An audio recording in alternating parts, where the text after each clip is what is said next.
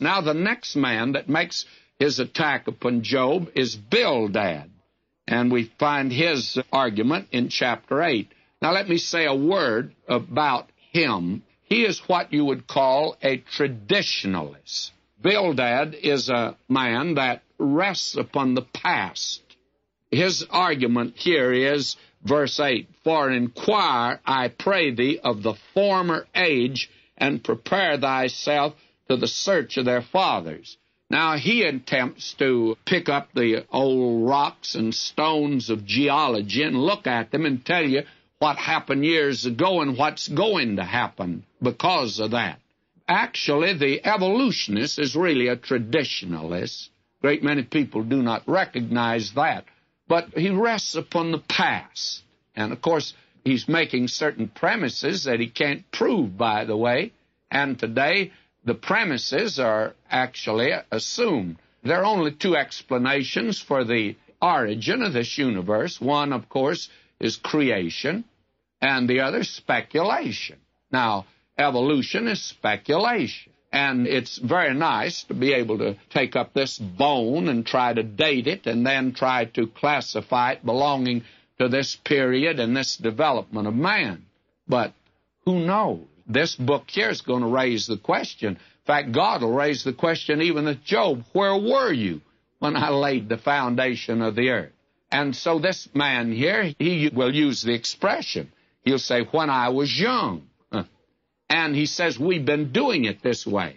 Now, he knew a lot of old sayings and proverbs and pious platitudes, and he offers actually nothing new at all. But actually, he's a very crude fella, and he's more crude, by the way, than Eliphaz was. And he breaks in upon this man, and actually he hurts him a great deal, and he doesn't help him at all. Now, this is Bildad, who's supposed to have been his friend. I'm reading now verse 1, chapter 8.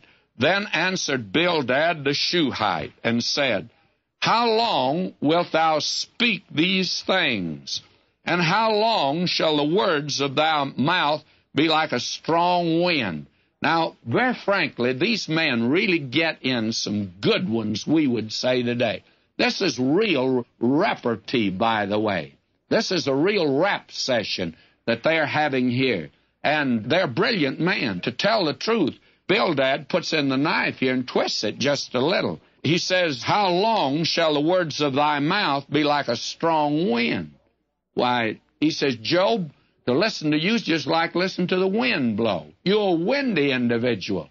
And I would say all of them are that, including Job. And we're going to see that there is something wrong with Job, but we'll come to that a little later. Now, will you notice this? He says, How long wilt thou speak these things? How long shall the words of thy mouth be like a strong wind?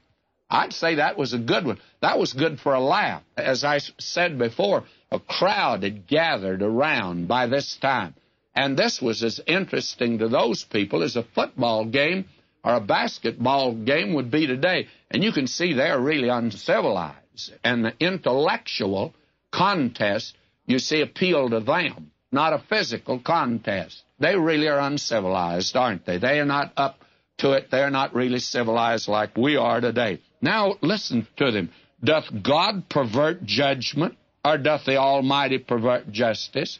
Now, what's he coming to? What he's really saying is, Job, you're getting exactly what's coming to you. You are trying to defend yourself, and it means that there's some great sin in your life, and you're getting exactly what you deserve. Now, listen to him. If thy children have sinned against him, and he have cast them away for their transgression. Now, that's an awful thing to say. He's suggesting that the reason Job's children were destroyed was because they were sinners. Now, I can't think of anything that had hurt more than that. And especially this man didn't know that. And we know by this time, since God let us in on it at the beginning, they weren't destroyed for that reason.